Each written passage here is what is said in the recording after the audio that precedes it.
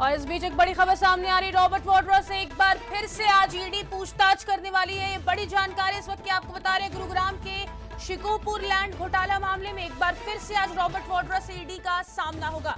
Robert Vadra से ED ने मंगलवार को 6 घंटे तक पूछताछ की थी। आपको बता दें आज एक बार फिर से पूछताछ का सिलसिला जारी रहेगा। रॉबर्ट वाड्रा से एक बार फिर ईडी आज पूछताछ करेगी। गुरुग्राम के लैंड घोटाला मामले में एक बार फिर से रॉबर्ट वाड्रा आज ईडी के सामने पेश होने वाले हैं। मंगलवार की बात करें तो 6 घंटे तक पूछताछ हुई थी। ये बड़ी खबर इस वक्त की। रॉबर्ट वाड्रा से ईडी आज भी पूछताछ करेगी।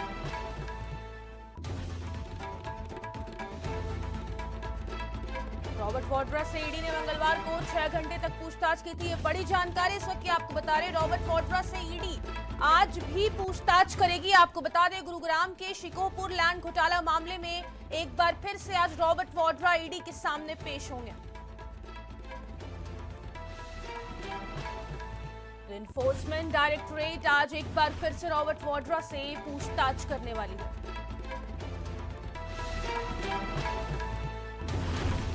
और एक और बड़ी खबर सामने आ रही है। आपको बता दें कांग्रेस आज ईडी के खिलाफ देशव्यापी प्रदर्शन करने वाली है। ये बड़ी खबर इस वक्त की। देशव्यापी प्रदर्शन कांग्रेस पार्टी का देश भर में ईडी के दफ्तरों के बाहर आज प्रदर्शन होगा। ईडी की चार्जशीट के खिलाफ आज कांग्रेस पार्टी देश स्तर पर प्रदर्शन करने वाली है। आपको बता दें पूरे देश में राहुल और सोनिया गांधी का जो नाम था ईडी की चार्जशीट में, उसको लेकर कांग्रेस आज देशव्यापी प्रदर्शन करने वाली। बड़ी खबर इस वक्त की आपको बता रहे कांग्रेस देश भर में ईडी के दफ्तरों के बाहर प्रदर्शन करेगी।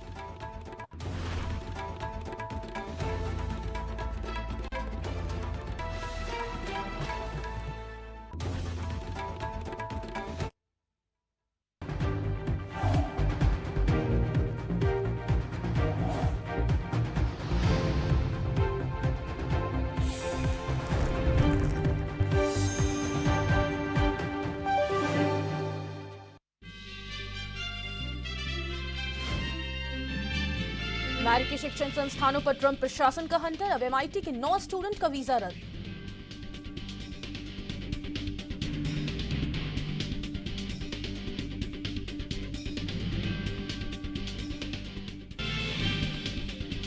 हेमंत सोरेन बने जेएमएम के अध्यक्ष। पिता शिबू बने संस्थापक संरक्षक। 13वें राष्ट्रीय अधिवेशन में बड़ा फैसला।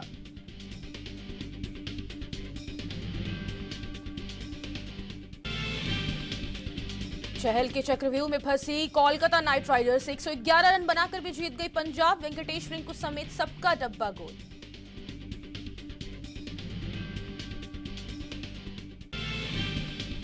महाराष्ट्र में हलचल। डिप्टी सीएम एकनाथ शिंदे ने राज ठाकरे से की मुलाकात। सियासी मायने रहे खास।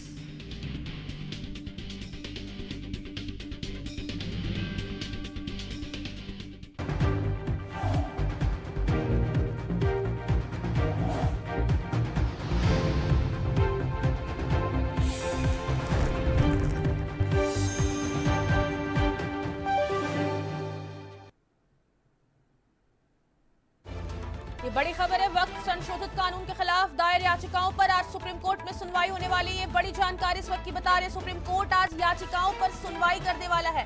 सीजेआई की अध्यक्षता में 3 जजों की बेंच ये वक्फ संशोधन बिल पर सुनवाई करेगी। तो ये बड़ी खबर है इस वक्त की। आज वक्फ कानून पर सुप्रीम सुनवाई होने वाली है। सुप्रीम कोर्ट याचिकाओं पर सुनवाई करेगा। ये बड़ी खबर इस वक्त की आपको बता रहे हैं। वक्फ अमेंडमेंट बिल पर आज सुप्रीम कोर्ट में सुनवाई। सीजेआई की अध्यक्षता में 3 जजों की बेंच 6 टोटल याचिकाएं जो दायर हुई हुई हैं उस पर सुनवाई होगी। अब देखने वाली बात होगी कि इस पर सुप्रीम कोर्ट का क्या फैसला सामने निकल कर आता है। तो सुप्रीम कोर्ट आज याचिकाओं पर सुनवाई करेगा।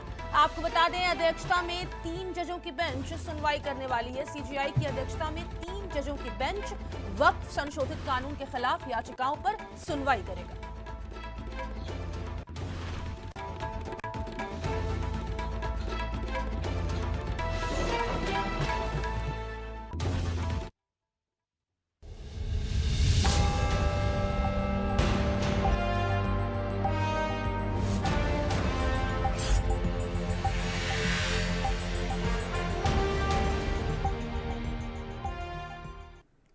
नमस्कार, वेरी गुड मॉर्निंग। स्वागत है आपका एएनबी न्यूज में। आप देख रहे हैं राजधानी लाइव और मैं हूं आपके साथ सदफ फातिमा। बुलेटिन की शुरुआत करेंगे।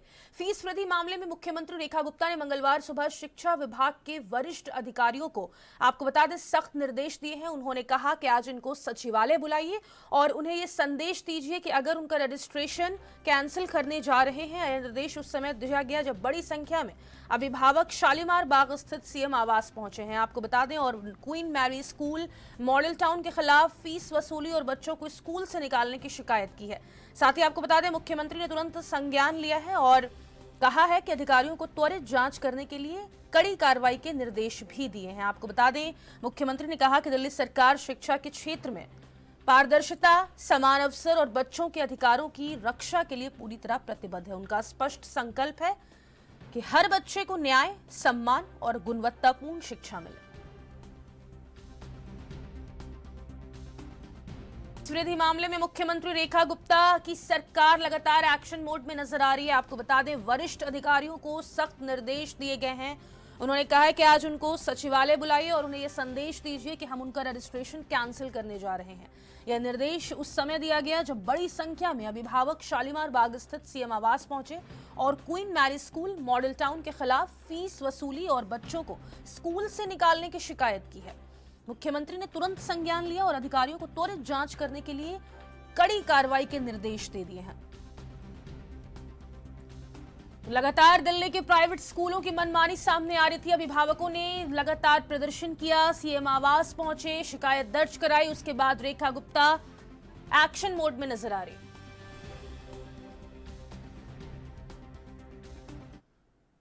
ज्यादा जानकारी के साथ दिल्ली से संवाददाता राजीव तिवारी का रुख कर लेते हैं। राजीव, जिस तरीके से प्राइवेट स्कूलों की मनमानी सामने आ रही थी, अब ऐसा लगता है लगाम लगेगा, क्योंकि सचिवालय बुलाकर अधिकारियों को निर्देश दिए गए रेखा गुप्ता की तरफ से कि रजिस्ट्रेशन स्कूलों के कैंसिल कराए जाएं।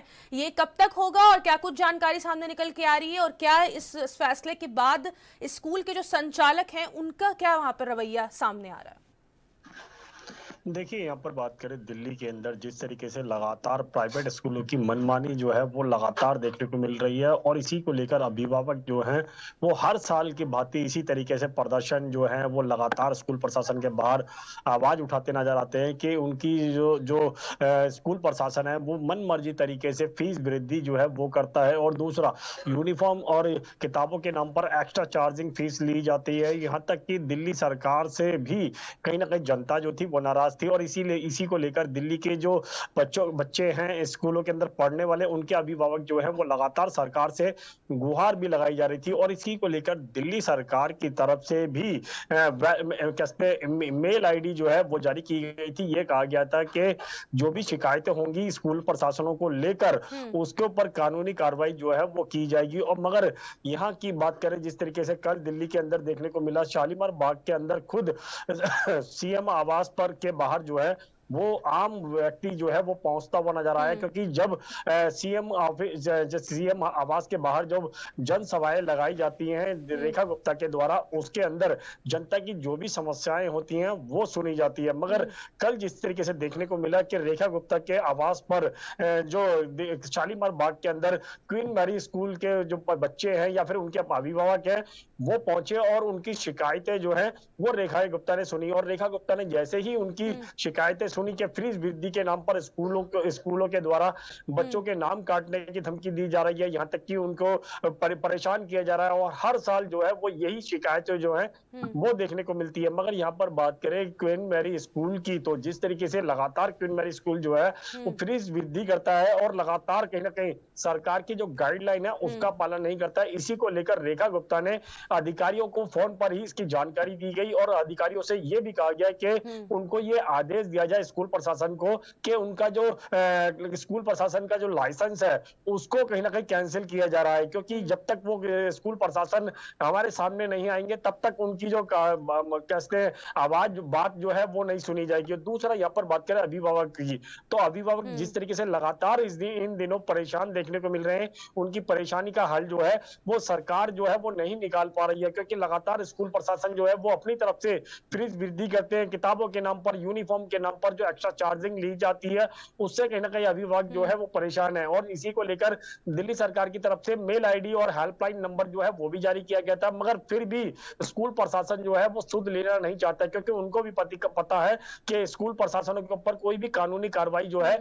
वो नहीं होती है। और इसका पहला ही उदाहरण जो है कल रेखा गुप्ता ने बिल्कुल साफ तौर पर दिया कि शिक्षा विभाग के अधिकारियों को आदेश दिया गया कि क्वीन मैरी स्कूल के अभिभावक कैसे जो टीचर है या फिर जो संचालक है उनको कैसे सीएम आवास पर बुलाया जाए, उनके लिए बातचीत की जाएगी ताकि ये क्वीन मैरी स्कूल की तरफ से जो फीस वृद्धि की जा रही है क्यों की जा रही है। और दूसरा यहाँ पर बात करें अभिभावक की, तो अभिभावक को लेकर भी जिस तरीके से समस्या सुनी उन्होंने रेखा गुप्ता ने, तो उससे साफ जाहिर है कहीं ना कहीं बाकी स्कूलों के लिए भी साफ तौर पर संदेश दिया जा रहा है कि दिल्ली सरकार के अधिकारियों का पालन सरकार का पालन नहीं किया जाएगा तो स्कूल प्रशासनों के ऊपर भी कानूनी कार्रवाई जो है वो की जाएगी। और यहां तक कि रेखा गुप्ता ने यह भी कहा कि हर बच्चे का अधिकार है कि उनको पारदर्शिता शिक्षा जो है और गुणवत्ता शिक्षा जो है वो दी जाए, मगर यहाँ पर जिस तरीके से स्कूल प्रशासन लगातार मनमानी कार्य कर रहा है तो उसके ऊपर कानूनी कार्रवाई जो है वो बिल्कुल होनी चाहिए। जी, कुल कितने स्कूलों पर कार्रवाई हो सकती है और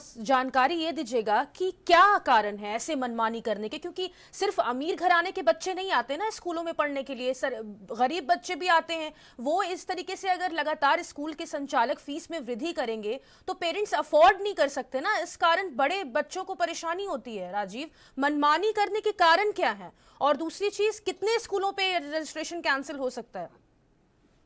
देखिए यहाँ पर बात करें प्राइवेट स्कूलों की, तो प्राइवेट स्कूलों को जब उनका लाइसेंस दिया जाता है यानी कि शिक्षा विभाग की तरफ से उनको स्कूल बनाने की परमिशन दी जाती है, तो कहीं ना कहीं सरकार जो है उनके लिए गाइडलाइन तय करती है कि जिनको जो जमीन दी जा रही है वो सरकार की है। दूसरा, सरकार प्राइवेट स्कूलों के अंदर भी 40% स्कूल जो गरीब क्लास के बच्चे हैं उनको भी पढ़ाना होगा और उनके लिए भी कैसे जो एक्स्ट्रा चार्जिंग है वो उनसे फीस जो है वो नहीं ली जाएगी। मगर यहाँ पर स्कूल प्रशासन की बात करें तो स्कूल प्रशासन जो है वो लगातार अपनी मनमर्जी जो है वो करता हुआ नजर आ रहा है, क्योंकि पहले भी बात करें तो स्कूलों की शिकायत जो है वो हर साल देखने को मिलती थी। जब भी सिलेबस चेंज होता था, जब भी क्लासेस चेंज होती थी बच्चों की, तब कहीं ना कहीं इस तरीके के जो प्रक्रिया जो है वो देखने को मिलती थी और मीडिया के अंदर सुर्खी आने के बाद कहीं ना कहीं सरकारों की नींद जो है वो खुलती नजर आती थी। और यही चीज अब की बार भी देखने को मिल रही है, क्योंकि अब दिल्ली के अंदर नई सरकार बन चुकी है, भाजपा की सरकार दिल्ली के अंदर भी आ चुकी है, केंद्र के अंदर भी है, तो डबल इंजन की सरकार बन चुकी है। रेखा गुप्ता की बात करें तो रेखा गुप्ता की तरफ से भी लगातार शिक्षा को लेकर बेहतर करने की बात की गई थी, मगर यहाँ पर दिल्ली के प्राइवेट स्कूलों की बात करें तो प्राइवेट स्कूल जो है वो मन मर्जी कर रहे हैं। इसी वजह से कहीं ना कहीं आम जनता जो है या अभिभावक जो है बच्चों के वो परेशान है और इसी को लेकर लगातार प्रदर्शन जो है पिछले कुछ दिनों के अंदर लगातार देखने को मिल रहे थे। अभिभावक जो है स्कूल प्रशासन के खिलाफ नारेबाजी भी करते नजर आए, तब भी कोई ना कोई सुध जो है वो नहीं ली जाती। और यही मामला जो है दिल्ली के शालीमार बाग के अंदर की बात करें तो यहाँ पर शालीमार बाग के अंदर भी जो क्वीन मैरी स्कूल है उसको लेकर अभिभावक जो है परेशान थे। उनकी परेशानी जो है वो अधिकारियों तक पहुंचाने के बावजूद भी कोई सुनवाई नहीं हो रही थी, इसीलिए अभिभावक जो है वो सीधे ही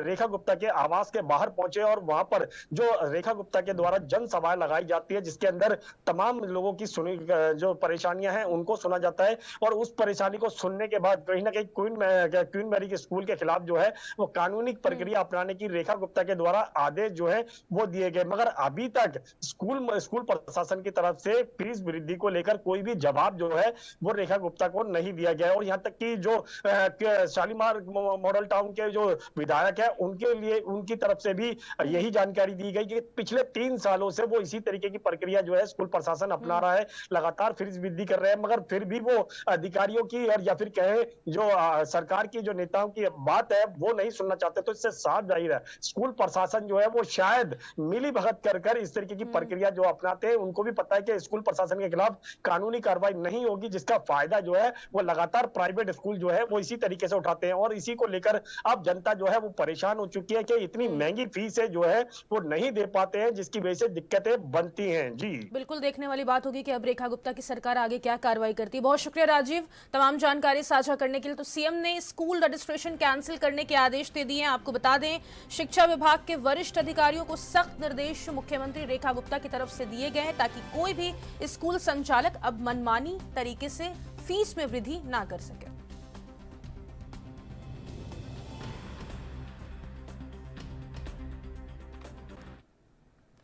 कांग्रेस पार्टी आज देश भर में ईडी दफ्तरों और केंद्रीय कार्यालयों के सामने विरोध प्रदर्शन करेगी। यह विरोध प्रदर्शन तब हो रहा है जब ईडी ने राहुल गांधी, सोनिया गांधी और अन्य नेताओं के खिलाफ नेशनल हेराल्ड मामले में दिल्ली कोर्ट में शिकायत दर्ज की है। उत्तर प्रदेश में भी कांग्रेस कार्यकर्ताओं को सभी जिला मुख्यालयों पर प्रदर्शन करने के निर्देश दिए गए हैं। कांग्रेस इस कार्रवाई को राजनीति से प्रेरित मानते हुए केंद्र सरकार के खिलाफ अपना कड़ा रुख प्रदर्शित कर रही है। इस मामले की अगली सुनवाई 25 अप्रैल 2025 को दिल्ली कोर्ट में निर्धारित की गई है। पार्टी ने इस विरोध के माध्यम से ईडी की कार्रवाई पर सवाल उठाने और केंद्र सरकार के खिलाफ अपनी स्थिति को स्पष्ट करने का प्रयास किया है।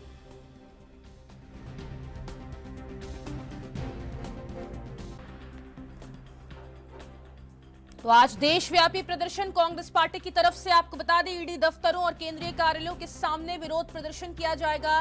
कांग्रेस पार्टी की तरफ से यह विरोध प्रदर्शन तब हो रहा है जब ईडी ने राहुल गांधी, सोनिया गांधी और अन्य नेताओं के खिलाफ नेशनल हेराल्ड मामले में दिल्ली कोर्ट में शिकायत दर्ज कर दी है।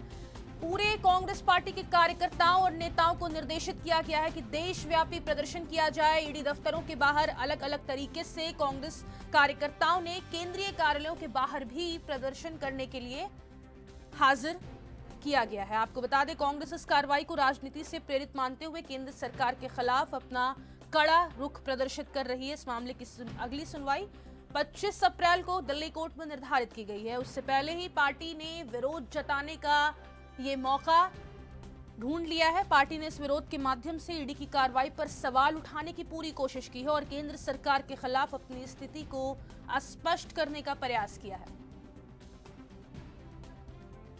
तो कांग्रेस पार्टी आज देशव्यापी प्रदर्शन करने वाली है। आपको बता दें, ये प्रदर्शन तब हो रहा है जब इन्फोर्समेंट डायरेक्टरेट ने राहुल गांधी, सोनिया गांधी और अन्य नेताओं के खिलाफ नेशनल हेराल्ड मामले में दिल्ली कोर्ट में शिकायत दर्ज कर दी है। तमाम कांग्रेस के कार्यकर्ताओं को निर्देशित किया गया है कि ईडी दफ्तरों के बाहर पूरे देश में प्रदर्शन करें और केंद्रीय कार्यालयों के बाहर भी विरोध प्रदर्शन किया जाएगा। उत्तर प्रदेश में भी आपको बता दें, पूरी तैयारी में कांग्रेस पार्टी ईडी ऑफिस के बाहर प्रदर्शन करेगी, केंद्रीय कार्यालयों के बाहर प्रदर्शन करेगी।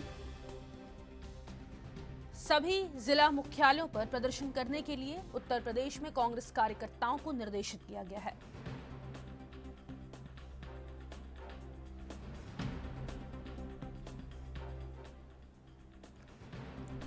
पार्टी ने इस विरोध के माध्यम से ईडी की कार्रवाई पर सवाल उठाने और केंद्र सरकार के खिलाफ अपनी स्थिति को स्पष्ट करने का प्रयास किया है। आपको बता दें, कड़ा रुख प्रदर्शित करती हुई नजर आ रही कांग्रेस पार्टी। यहां पर कांग्रेस का जो आरोप है वो है कि ईडी राजनीति से प्रेरित होकर इस तरीके की कार्रवाई कर रही है। यानी कि अब आगे देखने वाली बात होगी कि इस प्रदर्शन को क्या रूप देती है कांग्रेस पार्टी।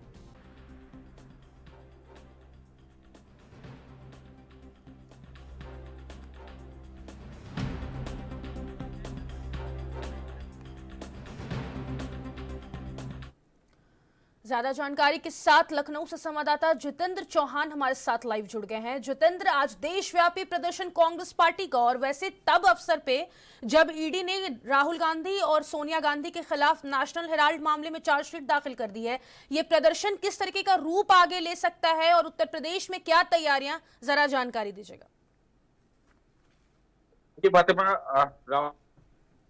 ईडी ने शिकंजा कसने का काम किया नेशनल हेराल्ड को लेकर, उसी से ये कार्यकर्ता और कांग्रेस के जो नेता है वो कहीं ना कहीं शामिल है, क्योंकि नेशनल हेराल्ड मामले में संपत्ति भी जब्त की जा रही है। राहुल गांधी और सोनिया गांधी का भी उनमें ईडी ने संबंध दिया, तो जाहिर सी बात को लेकर काफी नाराजगी है और कह सकता है कि नेशनल हेराल्ड केस में एक बार फिर राजनीति जो है वो तेज पकड़ ली है और ईडी की कार्रवाई से कांग्रेस और लोकतंत्र अभिव्यक्ति की स्वतंत्रता पर हमला बता रही है। और इसी को देखते हुए सरकार की ओर से सभी सीधी प्रक्रिया आई है और आज कांग्रेस देशव्यापी प्रदर्शन करने का काम करेंगे। और उसी को देखते हुए चाहे उत्तर प्रदेश हो चाहे वो अलग अलग राज्य हो, कांग्रेस में कार्यकर्ता नेता प्रदर्शन करने का काम करेंगे और मोदी सरकार पर हमला बोलने का काम किया जाएगा। और नेशनल हेराल्ड की संपत्ति को जब्त करने की कार्रवाई कांग्रेस तानाशाही बता रही है और उसकी राजनीति बदली जाए, इसके लिए भी कहा गया है। और कार्रवाई के खिलाफ देश भर में आज कांग्रेस प्रदर्शन करने का काम करे। जो ईडी भर के दफ्तर है अलग अलग राज्यों में, उन सभी राज्यों में आज कांग्रेस के कार्यकर्ता नेता प्रदर्शन करने का काम करेंगे। उसको देखते हुए भारी संख्या में सुरक्षा व्यवस्था के इंतजाम किए गए हैं और बड़ी संख्या में पीएसी के जवान हो, चाहे वो आरआरएफ के जवान हो, स्थानीय पुलिस हो, सब मिलकर पूरी तरह से जो प्रदर्शन है उसको रोकने का प्रयास किया जाएगा। उसी क्रम में आज उत्तर प्रदेश की राजधानी लखनऊ में भी ईडी दफ्तर पर जो प्रदर्शन करने का पूरा मामला आज, हालांकि अभी समय नहीं बताया गया उत्तर प्रदेश कांग्रेस कमेटी द्वारा, लेकिन ये जानकर जिला इकाइयों द्वारा जो कार्यकर्ता है, कांग्रेसी कार्यकर्ता पदाधिकारी, वो आज प्रदर्शन करते नजर आएंगे। तो ये प्रदर्शन आगे क्या रूप ले सकता है, क्योंकि देशव्यापी प्रदर्शन होने जा रहा है जितेंद्र, तो ऐसे में अब सवाल तो उठता है ना, कांग्रेस पार्टी की अगली रणनीति क्या रहेगी? अभी तो देशव्यापी प्रदर्शन करेंगे, फिर उसके बाद? देखिए, रणनीति अभी तो फिलहाल कांग्रेस ने यही बनाई है कि सबसे पहले ईडी दफ्तरों का प्रदर्शन किया जाए, क्योंकि कांग्रेसी कार्यकर्ताओं नेताओं में इस तरह की नाराजगी है कि राहुल गांधी और सोनिया गांधी का नेशनल हेड मामले में क्यों मामला दर्ज किया गया, जो नेशनल हेड की संपत्तियां वो क्यों जब्त की जा रही है, इन सब मामले में ईडी की कार्रवाई से जो कांग्रेस नेता हैं और जो कार्यकर्ता है वो काफी नाराज है। और किस तरह की बड़ी रणनीति अपनाई जाएगी, लेकिन आज देशव्यापी प्रदर्शन है और देशव्यापी प्रदर्शन को देखते हुए भी पूरी तरह से जो कांग्रेस है वो पूरी तरह से दिखाई दे रही है। उत्तर प्रदेश में भी पूरी तरह से ये प्रदर्शन करते दिखाई देंगे। हालांकि उत्तर प्रदेश कमेटी में किसी प्रकार का अभी कोई समय नहीं दिया, लेकिन पूरी तैयारी है और देश भर में ये प्रदर्शन होगा। आज कांग्रेस सड़कों पर दिखाई देगी, उनके कार्यकर्ता सड़कों पर दिखाई देंगे। नेशनल हेराल्ड का जो मामला है, उन सब मामलों को लेकर पूरी तरह से सरकार को, केंद्र की मोदी सरकार, उत्तर प्रदेश की सरकार को घेरने का पूरी तरह से आज कांग्रेसी कार्यकर्ता नेता काम करेंगे। कौन कौन से बड़े नेता आज उत्तर प्रदेश में इस प्रदर्शन में शामिल होंगे कांग्रेस के, जितेंद्र? देखिए, बड़े नेताओं की बात की तो जिला इकाइयों को कहा गया है कि वो जिला इकाइयां जो भी है कांग्रेस की, उत्तर प्रदेश कांग्रेस की, वो कहीं ना कहीं जिला इकाई के कार्यकर्ता, उनके शहर अध्यक्ष और उनके यही सब जो अध्यक्ष होंगे वो कहीं ना कहीं इसमें शामिल होंगे। हालांकि प्रदेश अध्यक्ष की भी किसी प्रकार की घोषणा नहीं है, लेकिन शहर अध्यक्ष जो होंगे कांग्रेस की जो कमेटी इकाइयां हैं, उनके सभी जो पदाधिकारी हैं वो आज प्रदर्शन करने का काम करेंगे। क्योंकि पहले से कांग्रेस पार्टी ने इस देशव्यापी प्रदर्शन का ऐलान कर दिया है और यूपी में बीजेपी की सरकार है, तो इस प्रदर्शन को लेके बीजेपी की सरकार का अगला कदम क्या रहेगा? क्या रोकने की तैयारी की है सरकार ने? देखिए, सरकार अपनी कानून व्यवस्था न बिगड़े उसको देखते हुए तैयारी तो पूरी करेगी ही। ये जिम्मेदारी उत्तर प्रदेश पुलिस की है और जाहिर सी बात है कि पुलिस किसी प्रकार की कानून व्यवस्था न बिगड़ने, ईडी दफ्तर का घेराव ना हो, उसको देखते हुए भारी संख्या में पुलिस बल तैनात किए जाएंगे। और कहीं न कहीं रात से ही बैरिकेडिंग लगा दी गई है और उसमें जो पीएसी जवान है वो तैनात कर दिए गए हैं, आरएएफ के जवान हैं, स्थानीय पुलिस के, लोकल इंटेलिजेंस के लोग पूरी तरह से पुख्ता व्यवस्थाओं में लगे हैं कि किसी प्रकार का बड़ा प्रदर्शन ना हो सके और उसको विफल करने की पूरी तरह से कोशिश की जाएगी। और शायद यही वजह है कि देश भर में प्रदर्शन है, तो देश भर में कहीं न कहीं अलग राज्य अपने स्तर से सुरक्षा को, कानून व्यवस्था को देखने का काम करेंगे। एक बड़ा मुख्य कारण हम ये भी मान सकते हैं इस देशव्यापी प्रदर्शन का, क्योंकि कल रॉबर्ट वाड्रा को जिस तरीके से ईडी ने बुलाया था, 6 घंटे पूछताछ की थी, एक बार फिर से आज रॉबर्ट वाड्रा ईडी के सामने पेश होंगे, जितेंद्र? ईडी को जब जब जरूरत पड़ेगी तो जाहिर सी बात है कि वो उनको बुलाने का काम करे। रॉबर्ट वाड्रा हो, राहुल गांधी हो, सोनिया गांधी हो, उनको कहीं ना कहीं बुलाने का काम करेगी, उनसे पूछताछ करेगी, क्योंकि जांच उनके हाथ में हो। तो जाहिर सी बात है कि जांच के चलते इस तरह का जो चीजें हैं वो कहीं ना कहीं दिखाई देंगी। कि रॉबर्ट वाड्रा को लगभग 6 घंटे ईडी ने पूछताछ करी। पूछताछ में तमाम सवाल थे नेशनल हेराल्ड से जुड़े, उन सबको लेकर बातचीत की गई, उनसे पूछताछ की गई और ये प्रक्रिया है। और प्रक्रिया के तहत कहीं ना कहीं जो भी ईडी में मामला जिसका भी दर्ज करेगी वो कहीं ना कहीं पूछताछ के लिए बुलाया जा सकता है। राहुल गांधी और सोनिया गांधी का इस पर कोई बयान? देखिए, अभी किसी प्रकार की कांग्रेस की ओर से, हालांकि बड़े पदाधिकारियों की ओर से किसी प्रकार का या राहुल गांधी या सोनिया गांधी की ओर से कोई बयान नहीं आया, लेकिन इसको एक ईडी की तानाशाही और केंद्र सरकार की कहीं न कहीं तानाशाही मान रही है और कांग्रेस, और इसीलिए शायद ये विरोध प्रदर्शन करने की तैयारी है, क्योंकि ये माना जा रहा है कि ईडी ने जबरन नाम दर्ज करने का काम किया है, नेशनल हेराल्ड की संपत्तियां हैं उसको जब्त करने का काम किया जा रहा है। कितने बजे से ये प्रदर्शन शुरू होगा अगर यूपी की बात करें तो? देखिए, अमूमन उत्तर प्रदेश में ना फिलहाल 11 बजे के आसपास का समय, लेकिन किसी प्रकार का भी निश्चित समय नहीं दिया है। पूरी रणनीति बनाने के बाद ही उत्तर प्रदेश कांग्रेस कमेटी किसी वजह का प्रदर्शन करने, लेकिन देश में अलग अलग राज्यों में जो कांग्रेस है वो कहीं ना कहीं प्रदर्शन लगभग 10 से 11 बजे के आसपास शुरू हो जाएगा। बहुत शुक्रिया जितेंद्र, तमाम जानकारी साझा करने के लिए। नजर बनाए रखिएगा, आगे भी अपडेट लेंगे। तो कांग्रेस पार्टी आज देश भर में ईडी दफ्तरों और केंद्रीय कार्यालयों के सामने विरोध प्रदर्शन करने वाली है। आपको बता दें, यह विरोध प्रदर्शन तब हो रहा है जब ईडी ने राहुल गांधी, सोनिया गांधी और अन्य नेताओं के खिलाफ नेशनल हेराल्ड मामले में दिल्ली कोर्ट में शिकायत दर्ज कर दी है। इसी के मद्देनजर देशव्यापी प्रदर्शन का ऐलान कांग्रेस पार्टी की तरफ से किया गया है।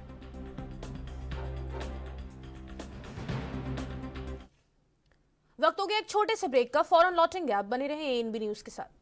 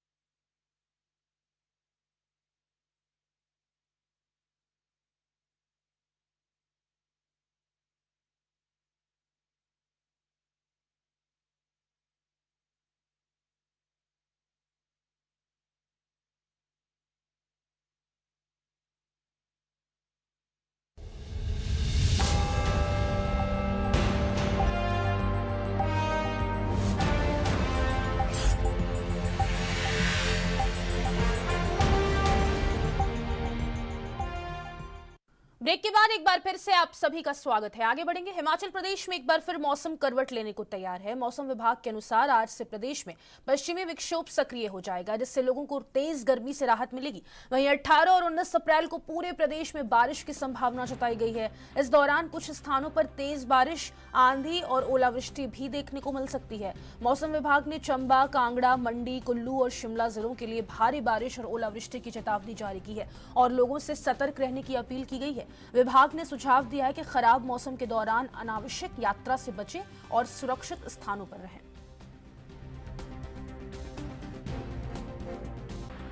ज्यादा जानकारी के साथ हिमाचल प्रदेश की ब्यूरो चीफ टीना ठाकुर का रुख कर लेंगे। टीना, एक बार फिर से पश्चिमी विक्षोभ का असर हिमाचल प्रदेश में देखने को मिलेगा। शिमला में किस तरीके का मौसम है? बिल्कुल, देखिए प्रदेश में वेस्टर्न डिस्टर्बेंस एक्टिव होगा एक बार फिर से। और अगर अभी शिमला, पर्टिकुलर शिमला की बात करें तो इस वक्त जो है राजधानी शिमला का भी मौसम जो है खराब बना हुआ है। बादल छाए हुए आसमान में और कल भी इसी तरह से जो है मौसम मिला जुला से यहाँ पे देखने को मिल रहा था। तो अभी जो है आईएमडी ने अलर्ट दिया है और ऑरेंज अलर्ट दिया है और जी ऑरेंज अलर्ट है और उससे किसानों और बागवानों की चिंता बढ़ गई है। 18 से 19 अप्रैल को बताया जा रहा है कि चंबा, कांगड़ा, कुल्लू, शिमला और लाहौल स्पीति जिला में कुछ एक स्थानों पर भारी ओलावृष्टि हो सकती है और इन जिलों में 40 से 50 किलोमीटर की रफ्तार से तूफान चलने की भी चेतावनी आईएमडी की तरफ से दी गई है। और अन्य जो सभी जिले हैं वहाँ पे येलो अलर्ट की चेतावनी दी गई है और आपको बताएं कि इस वक्त जो ओलावृष्टि है, तूफान है, उससे सेब बागवानों सहित आम, फलम, खुमानी, आड़ू, फूलगोभी, मटर और गेहूं की फसल को यहाँ पे भारी नुकसान पहुंच सकता है। और इससे पहले भी जो ओलावृष्टि उससे भी फसलों को नुकसान पहुंचा, तो ऐसे में जो आईएमडी का अलर्ट है उसने किसानों और बागवानों की जो चिंता है वो और बढ़ा दी है। तो अब ये देखने वाली बात है कि 5 जिलों में जो है भारी बारिश का ऑरेंज अलर्ट है और बाकी के जिलों के लिए येलो अलर्ट यहाँ पे आईएमडी की तरफ से दिया गया है। और 21 अप्रैल के बाद जो है मौसम ये कहा जा रहा है कि साफ रहेगा। और इस दौरान जब मौसम यहाँ पे पश्चिमी विक्षोभ सक्रिय होगा, उस दौरान ये कहा जा रहा है कि 5 से 7 डिग्री जो अधिकतम तापमान है उसमें भी गिरावट यहाँ पे देखने को मिलेगी, यानी नॉर्मल से जो तापमान है वो नीचे गिर जाएगा। और इसी तरह 21 अप्रैल से जो तापमान है वो सामान्य हो जाएगा, यानी नॉर्मल रहेगा। लेकिन फिलहाल जो है आईएमडी का जो अलर्ट है वो उन्होंने लोगों को भी सतर्क रहने की सलाह दी है। और दूसरी तरफ बागवान और जो किसान है उनकी चिंता बढ़ गई है, क्योंकि अगर ओलावृष्टि बहुत ज्यादा होती है तो जो अभी फसल की सेटिंग हो रही है, जो स्टोन फ्रूट्स हैं उसको भारी नुकसान यहाँ पे जो है पहुंच सकता है। तो अभी आईएमडी के अलर्ट के मुताबिक जो है 20 अप्रैल तक जो है मौसम हिमाचल में जो है खराब रहने का जो संभावना है वो आईएमडी ने यहाँ पे जताई है। जी, सरकार की तरफ से पर्यटक को लेके क्या कुछ एडवाइजरी जारी की गई है टीना? देखिए, जिन जिलों के लिए ऑरेंज अलर्ट है जारी किया गया है उन जिलों में देखिए जो प्रशासन है वो पहले ही बैठक भी करता है, लगातार जो स्थिति है उस पर नजर रखता है। और जो पर्यटक भी वहाँ पे पहुंचते हैं और जो स्थानीय लोग हैं उनके लिए दोनों तरफ से जो है एडवाइजरी जारी की जाती है। मौसम का जो आने वाले कुछ घंटे हैं उसका हाल जो है वो भेजा जाता है। और उसके अलावा जो सड़कों की स्थिति है उसके बारे में भी जानकारी दी जाती है। तो फिलहाल जो है प्रशासन जिन जिलों के लिए ऑरेंज अलर्ट है वहाँ पे लगातार सतर्क है और देख रहा है कि कोई भी आपात स्थिति ना बने।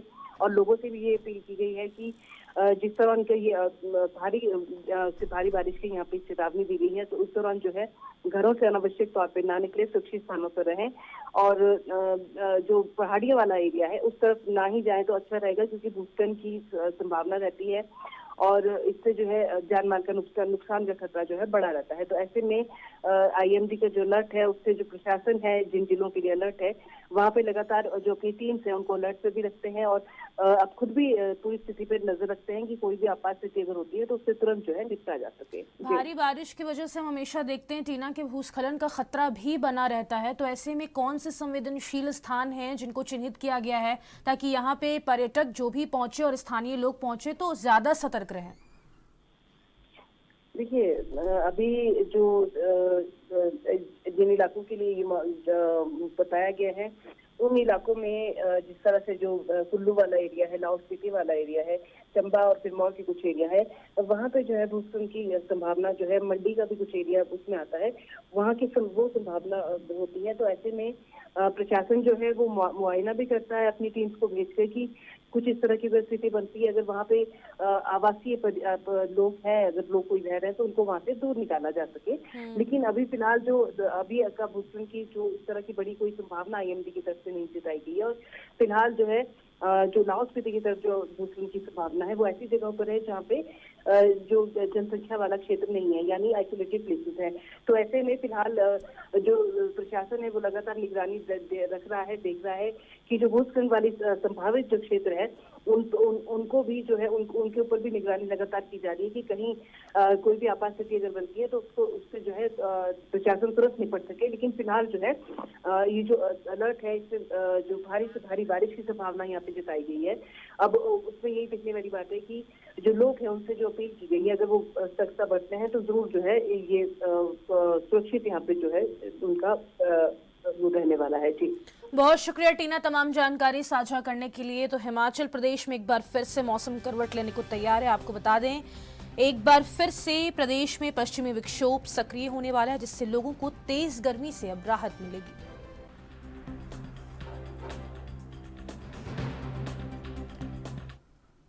आगे बढ़ेंगे। उत्तराखंड में डेंगू और चिकनगुनिया जैसे घातक संक्रामक रोगों की रोकथाम को लेकर स्वास्थ्य विभाग ने एक ठोस और समग्र कार्य योजना लागू कर दी है। गर्मी और बरसात के मौसम में इन रोगों के बढ़ने की आशंका को देखते हुए राज्य के सभी जिलों में अंतर विभागीय समन्वय, चिकित्सा व्यवस्थाओं की सक्रियता, जन जागरूकता, निगरानी और फील्ड एक्शन को लेकर व्यापक दिशा निर्देश जारी किए गए हैं। इस अभियान में नगर निगम, जल निगम, शिक्षा, ग्राम्य विकास और सूचना और जनसंपर्क विभाग सहित कई विभागों की सक्रिय भागीदारी सुनिश्चित की जा रही है।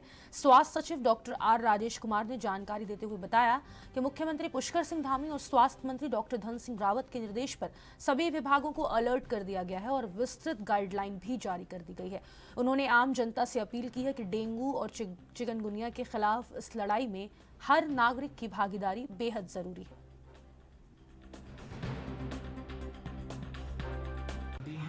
और हम लोगों ने एसओपी जारी कर दी है डिस्ट्रिक्ट एडमिनिस्ट्रेशन को भी और नगर निगम को भी।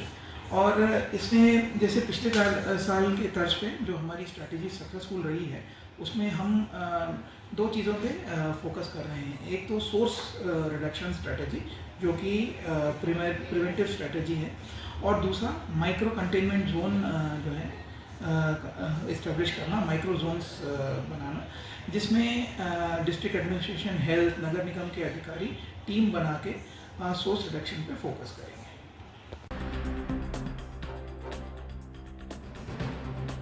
ज्यादा जानकारी के साथ उत्तराखंड से संवाददाता अभिनव नायक का रुख कर लेंगे। अभिनव, जिस तरीके से उत्तराखंड में बारिश के मौसम में डेंगू और चिकनगुनिया जैसे बीमारी फैलने की पूरी संभावना जताई जा रही है, इसको लेकर कार्य योजना लागू कर दी गई है, क्या कुछ खास इसमें तैयार किया गया है?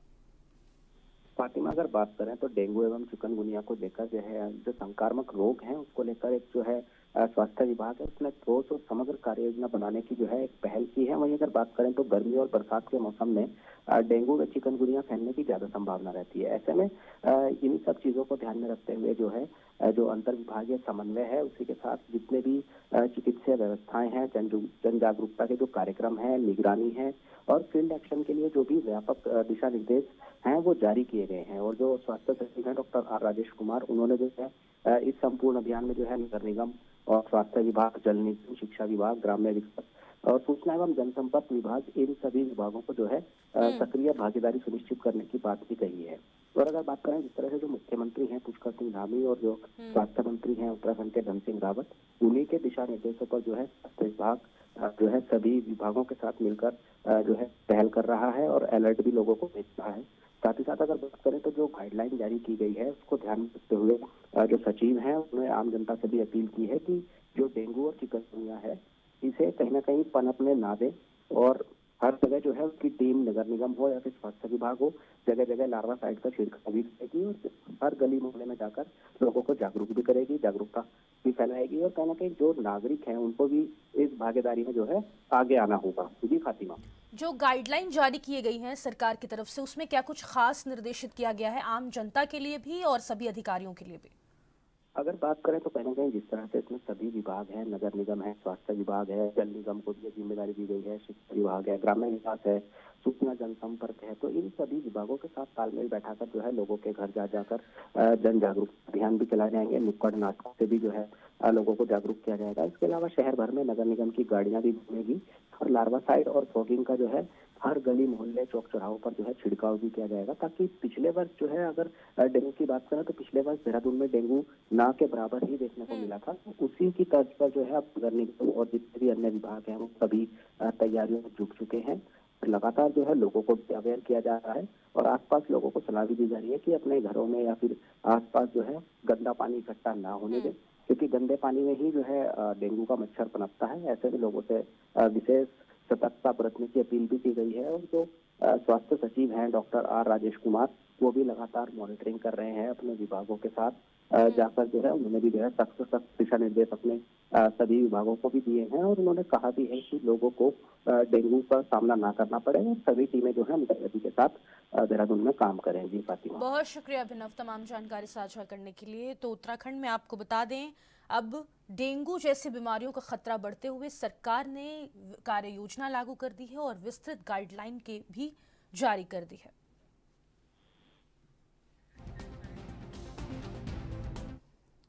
आगे बढ़ेंगे। छत्तीसगढ़ में प्रशासनिक फेरबदल का सिलसिला जारी है। राज्य शासन ने प्रशासनिक आधार पर राज्य प्रशासनिक सेवा के 6 अधिकारियों का तबादला किया है। सामान्य प्रशासन विभाग द्वारा जारी इस आदेश पर अवर सचिव कलमेंटीना लकड़ा के हस्ताक्षर हैं। आदेश के अनुसार विनायक शर्मा को महाप्रबंधक छत्तीसगढ़ संवाद नवा रायपुर अटल नगर से स्थानांतरित कर अपर कलेक्टर मनिंद्रगढ़ चिरमिरी भरतपुर बनाया गया है। ममता यादव को संयुक्त कलेक्टर जांजगीर चांपा से संयुक्त कलेक्टर बिलासपुर, माधुरी सोक ठाकुर की उपायुक्त बस्तर संभाग, जगदलपुर से संयुक्त कलेक्टर कोरबा और सिग्धा तिवारी को संयुक्त कलेक्टर सारंगढ़ बिलाईगढ़ से संयुक्त कलेक्टर जांजगीर चांपा के पद पर पदस्थ किया गया है। वहीं अशोक कुमार मार्बल को डिप्टी कलेक्टर कांकेर से डिप्टी कलेक्टर सारंगढ़ बिलाईगढ़ और गीता रायस्ट को डिप्टी कलेक्टर कबीर धाम से स्थानांतरित कर उपायुक्त संभागीय आयुक्त कार्यालय बस्तर संभाग जगदलपुर में नई जिम्मेदारी सौंपी गई है। ये सभी तबादले प्रशासनिक दृष्टिकोण से किए गए।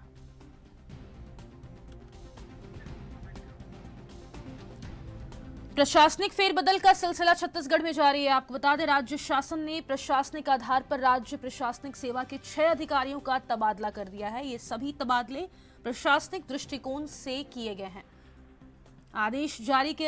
आदेश के अनुसार विनायक शर्मा को महाप्रबंधक छत्तीसगढ़ संवाद नवा रायपुर अटल नगर से स्थानांतरित कर अपर कलेक्टर मनिंद्रगढ़ चिरमिरी भरतपुर बनाया गया है। आपको बता दें, इसमें ममता यादव शामिल हैं, माधुरी सोक ठाकुर, वहीं स्निग्धा तिवारी और संयुक्त कलेक्टर सारंगढ़ बिलाईगढ़ से संयुक्त कलेक्टर जांजगीर चांपा के पद पर पदस्थ किया गया है।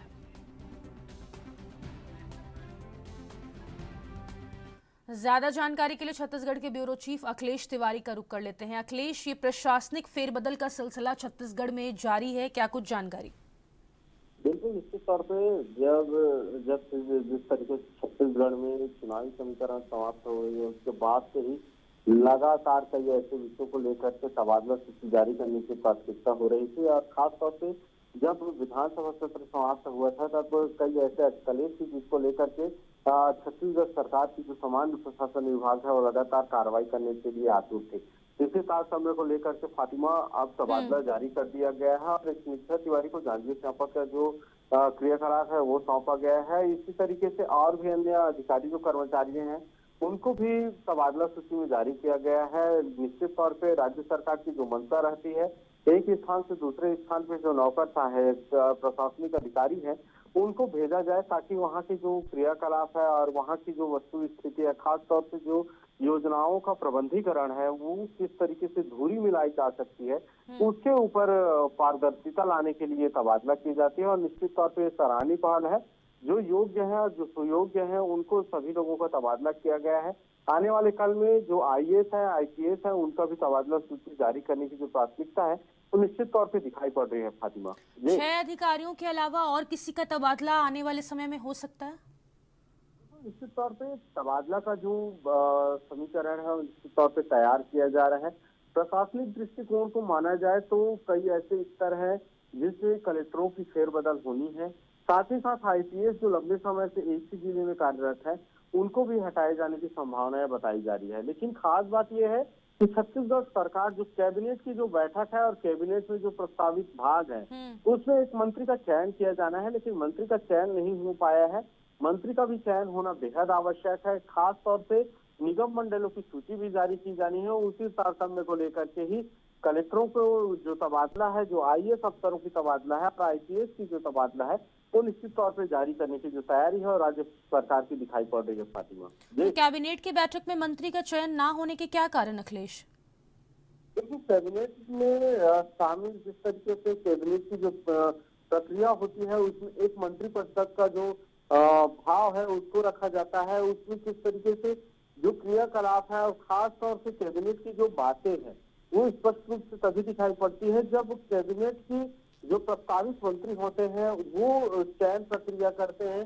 उनको किस अधिकारी, किस नौकरशाह के तहत किस तरीके से उनको समीकरण में लेकर के आया जाता है उसको ध्यान में रखते हुए कार्य किया जाता है। निश्चित तौर पे दिखाई पड़ती है कि IAS अफसरों की जो सूची है वो निश्चित तौर पे अपने हिसाब से जो मंत्री परिषद होते हैं वो चुनाव करते हैं।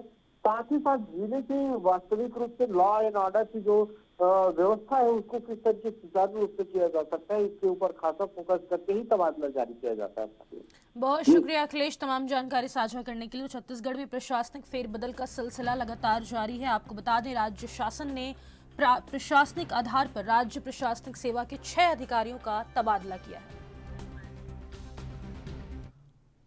आगे बढ़ेंगे। पंजाब में शिक्षा को नई ऊंचाइयों तक पहुंचाने की दिशा में एक और अहम कदम उठाया जा रहा है। पंजाब शिक्षा क्रांति मुहिम के तहत आज विधायक कुलवंत सिंह 3 अलग अलग गांव में शिक्षा से जुड़ी विकास परियोजनाओं का उद्घाटन करेंगे। ये कार्य विशेष रूप से छात्रों के लिए समर्पित होंगे, जिससे उन्हें बेहतर शैक्षिक माहौल, स्मार्ट क्लासरूम और आवश्यक बुनियादी सुविधाएं मिल सके। सुबह 9:30 बजे झुंझार नगर के सरकारी प्राइमरी स्कूल में नवनिर्मित कक्षाएं, शौचालय और पीने के पानी की सुविधा का उद्घाटन किया जाएगा। इसके बाद 10:15 पर झामपुर के सरकारी प्राइमरी स्मार्ट स्कूल में स्मार्ट क्लासरूम, कंप्यूटर लैब और डिजिटल शिक्षा उपकरणों का लोकार्पण होगा। अंत में सुबह 11 बजे तड़ोली गांव के सरकारी प्राइमरी स्कूल में पुस्तकालय, खेल सामग्री और छात्र सहायता केंद्र का उद्घाटन किया जाएगा। यह कार्यक्रम न केवल शिक्षा की दिशा में एक सकारात्मक प्रयास है, बल्कि आने वाली पीढ़ियों के लिए एक सशक्त भविष्य की नींव भी है। तो पंजाब सरकार शिक्षा को नई ऊंचाइयों तक पहुंचाने की दिशा में एक महत्वपूर्ण कदम उठाने जा रही है। पंजाब शिक्षा क्रांति मुहिम के तहत आज विधायक कुलवंत सिंह 3 अलग अलग गांव में शिक्षा से जुड़ी विकास परियोजनाओं का उद्घाटन करने वाले हैं। आपको बता दें, ये कार्य विशेष रूप से छात्रों के लिए समर्पित किया गया है, जिससे उन्हें बेहतर शैक्षिक माहौल मिल सके, स्मार्ट क्लासरूम मिल सके और आवश्यक बुनियादी सुविधाएं भी मिल सके। आपको बता दें, यह कार्यक्रम न केवल शिक्षा की दिशा में एक सकारात्मक प्रयास है, बल्कि आने वाली पीढ़ियों के लिए एक सशक्त भविष्य की नींव भी मानी जा रही है।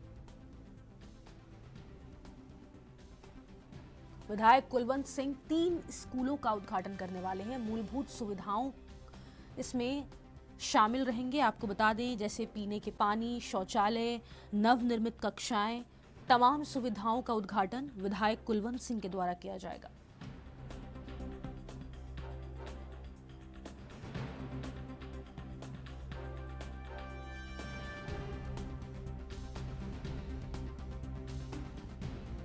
सरकारी प्राइमरी स्मार्ट स्कूल में स्मार्ट क्लासरूम, कंप्यूटर लैब और डिजिटल शिक्षा उपकरणों का लोकार्पण होगा। अंत में सुबह 11 बजे तड़ोली गांव के सरकारी प्राइमरी स्कूल में पुस्तकालय, खेल सामग्री और छात्र सहायता केंद्र का उद्घाटन किया जाएगा, ताकि अगर छात्रों को किसी तरह की कोई परेशानी आए तो त्वरित समाधान भी किया जा सके।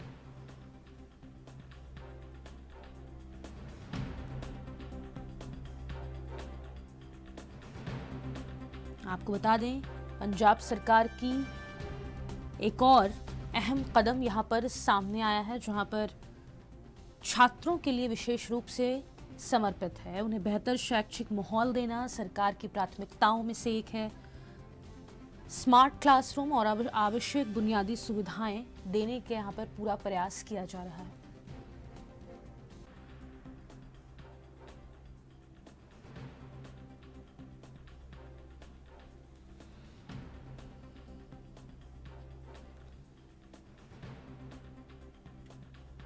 सुबह 9:30 बजे झुंझार नगर की सरकारी प्राइमरी स्कूल में नवनिर्मित कक्षाएं, शौचालय और पीने के पानी की सुविधा का उद्घाटन विधायक कुलवंत सिंह के द्वारा किया जाएगा। इसके बाद 10:15 पर झामपुर के सरकारी प्राइमरी स्मार्ट स्कूल में स्मार्ट क्लासरूम, कंप्यूटर लैब और डिजिटल शिक्षा उपकरणों का लोकार्पण होगा।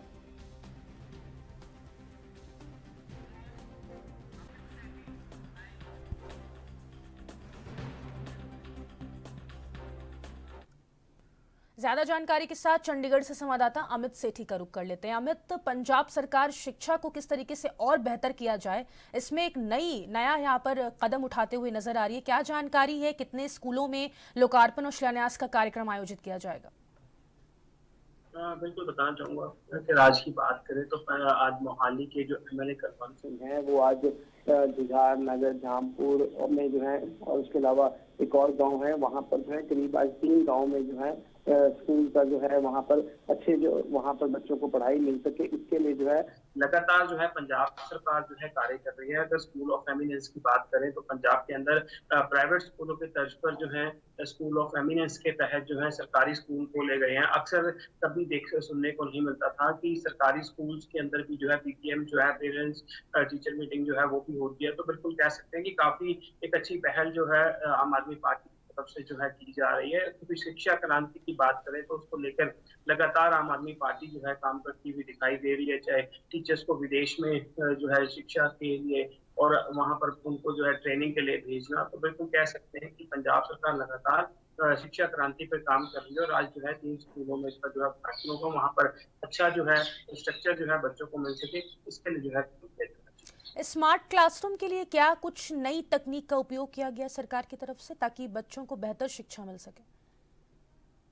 वहाँ पर जो है अगर स्कूल ऑफ एमिनेंस में जिस तरह से हम लोग गए थे, वहाँ पे देखने को मिला कि जिस तरह से प्राइवेट स्कूलों में प्रोजेक्टर से जो है पढ़ाई होती है, तो वहाँ पर भी जो है प्रोजेक्टर से पढ़ाई जो है की जाती है। अच्छे बेंचेस जो है देखने को मिल रहे हैं, अच्छे क्लासरूम जो है देखने को मिल रहे हैं। शौचालय की बात करें वहाँ पर वो भी अच्छे जो है देखने को मिल रहे हैं। तो बिल्कुल लगातार जो है पंजाब की जो आम आदमी पार्टी की सरकार है, खासकर शिक्षा क्षेत्र में जो है काफी ध्यान दे रही है, जिसके चलते आज 300 का घट हुई है।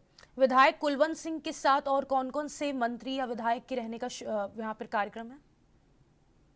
हालांकि इस चीज की जानकारी जो है अभी नहीं दी गई है, कौन कौन उनके साथ होगा। अगर भरोसेमंद सूत्रों की बात करें तो एमएलए जो है वो खुद ही जो है मौजूद रहेंगे। उनके साथ जो है अधिकारी जो है, सरकारी अधिकारी जो है वो होने की संभावना जो है जताई जा रही है। और ये कार्यक्रम जो है अलग अलग स्कूलों में है और 9:30, 10 और 11 बजे का जो है 3 स्कूल जो है रखे। आगे आने वाले समय में और कौन कौन सी नई सुविधाएं स्कूल में देखने को मिल सकती है अमित, सरकार की तरफ से? बिल्कुल, अगर आने वाले दिनों की बात करें तो स्कूल में जिस तरह से प्राइवेट स्कूल में जो है सुविधाएं होती हैं, उन्हीं के चलते जो है सरकारी स्कूलों में भी जो है सुविधाएं देखने को मिल रही है। इस तरह से मैं बार बार जिक्र कर रहा हूँ स्कूल ऑफ एमिनेंस का। स्कूल ऑफ एमिनेंस में लुधियाना में हम लोग एएनबी न्यूज चैनल की टीम जो है गई थी, वहां पर जब उद्घाटन था तो वहां पर देखने को मिला स्विमिंग पूल जो थे वहां पर थे। अगर प्लेइंग ग्राउंड की बात करें वो भी काफी अच्छे जो है वहां पर बनाए गए थे। और साथ ही प्राइवेट स्कूलों में जिस तरह से रूम क्लासेस जो होते हैं, अलग अलग लैब होती हैं, उस तरह की लैब जो है वहां पर देखने को मिली। तो बिल्कुल आने वाले दिनों में भी जो है जो और सरकारी स्कूल हैं उनमें जो है अच्छी जो है लैब्स जो है देखने को मिल सकती है। अन्य और भी कई चीजें जो है पाइपलाइन में है जो आने वाले दिनों में देखने को मिलेगी। बहुत शुक्रिया अमित तमाम जानकारी साझा करने के लिए। तो पंजाब में शिक्षा क्रांति के साथ अब एक नई मुहिम ऐड हो गई है। आपको बता दें लगातार अहम कदम उठाया जा रहा है ताकि शिक्षा को नई ऊंचाइयों तक पहुंचाया जा सके, जिसमें स्मार्ट क्लासरूम, पीने की पानी की सुविधाएं और आपको बता दें लगातार विकास कार्यों का आगाज विधायक कुलवंत सिंह के द्वारा आज अलग अलग स्कूलों में किया जाएगा। आगे बढ़ेंगे। बिहार में विधानसभा चुनाव की आहट के साथ ही सियासी पारा चढ़ता जा रहा है। एक तरफ एनडीए अपनी एकजुटता दिखाने में कोई कसर नहीं छोड़ रहा, तो वहीं दूसरी ओर महागठबंधन में सीएम पद को लेकर फिर फुटअव्वल मची हुई है। कांग्रेस जहां आक्रामक मूड में नजर आ रही है, वहीं तेजस्वी यादव फिलहाल बैकफुट पर जाते दिख रहे हैं। शायद दिल्ली विधानसभा चुनाव के नतीजों का असर है या कांग्रेस की बढ़ती दखल अंदाजी। अब 17 अप्रैल को होने वाली अहम बैठक पर सबकी निगाहें टिकी हुई है। देखना यह होगा कि क्या इंडी गठबंधन इस बार बिहार में एकजुट होकर चुनावी मैदान में उतरता है या फिर दिल्ली की तरह बिखराव उसकी किस्मत बनता है।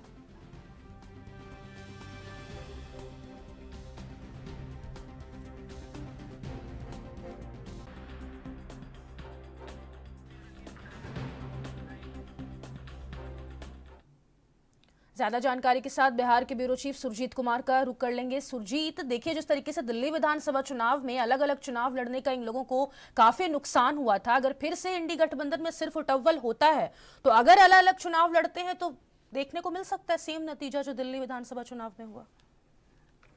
जी फातिमा, बिल्कुल जिस तरीके से दिल्ली विधानसभा चुनाव में आम आदमी पार्टी से अलग होकर कांग्रेस ने चुनाव लड़ा और जिसका खामियाजा कांग्रेस ने भी वहां पे भुगता, और सबसे बड़ा खामियाजा जो है वहां आम आदमी पार्टी को भुगतनी पड़ी क्योंकि उनकी वहां पे सरकार चली गई। अगर वहां पे कांग्रेस का साथ होता तो निश्चित तौर पे स्थितियां इस तरीके की नहीं होती। इससे सबक लेते हुए यहाँ पे तेजस्वी यादव जो पहले इनका रुख बिल्कुल कांग्रेस के लिए सही नहीं था, राहुल गांधी कई बार यहाँ पटना आए, उसके बावजूद भी वो राहुल गांधी से मिलने तक का जम अपने उठा रहे थे। वो तेजस्वी आज बैकफुट पे इसलिए आ चुके हैं कि कल उन्होंने दिल्ली जाकर के राहुल गांधी और मल्लिकार्जुन खड़गे से मुलाकात की और उसके बाद जो है आगामी जो 17 अप्रैल को इंडी अलायंस की बैठक बुलाई गई है, उस बैठक में तमाम ऐसे मुद्दे हैं जिन पे की चर्चा होनी है। और सबसे अहम मुद्दा यहाँ पे है मुख्यमंत्री के चेहरे का। एक तरफ से कांग्रेस यहाँ पे लगातार कह रही है कि हमारा जो मुख्यमंत्री का चेहरा होगा, जब चुनाव होगा, जब हमारे जनप्रतिनिधि जीत के आएंगे, वो तय करेंगे कि हमारा मुख्यमंत्री कौन होगा। वहीं अगर दूसरी तरफ से बातचीत की गई तो आरजेडी के सुप्रीमो जो है लालू प्रसाद यादव, उन्होंने पहले से ही घोषित कर दिया है कि यहाँ पे तेजस्वी यादव के नेतृत्व में चुनाव लड़ा जाएगा और आगामी जो 2025 विधानसभा चुनाव है उसके बाद अगर महागठबंधन की सरकार आती है तो तेजस्वी यादव मुख्यमंत्री बनेंगे। ये सबसे बड़ा मुद्दा है और इसपे जो है 17 अप्रैल की जो इंडी गठबंधन की बैठक होनी है, इस पे चर्चा हो सकती है। जी, बिहार में अगर मजबूत विपक्ष की हम बात करें तो आरजेडी हमेशा से मजबूत विपक्ष के रूप में उभरी है, लेकिन कांग्रेस के साथ महागठबंधन में शामिल है तो निश्चित तौर पर लालू यादव यही चाहेंगे कि तेजस्वी मुख्यमंत्री बने। कांग्रेस पार्टी का इस पर क्या रुख सामने निकल के आ सकता है? क्या इतना बड़ा दिल है कांग्रेस पार्टी का कि सीएम फेस तेजस्वी यादव को घोषित किया जाए?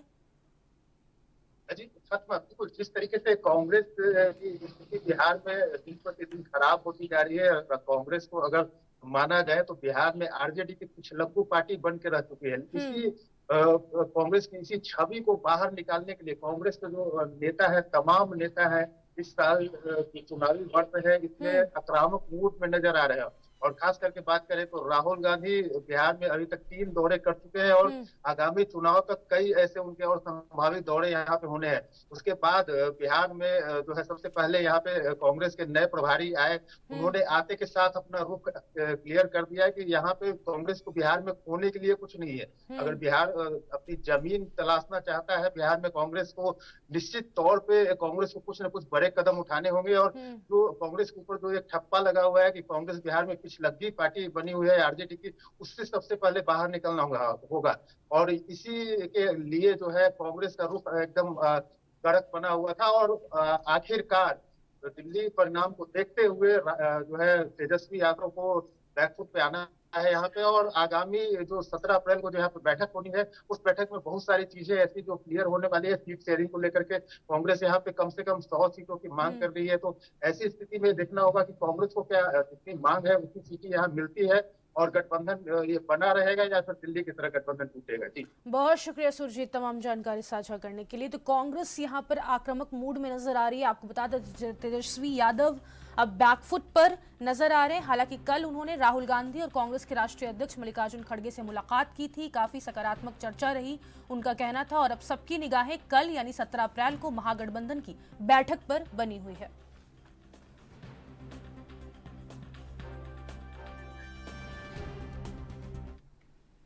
तो फिलहाल के लिए राजधानी लाइव में बस इतना ही। मुझे दीजिए इजाजत, नमस्कार।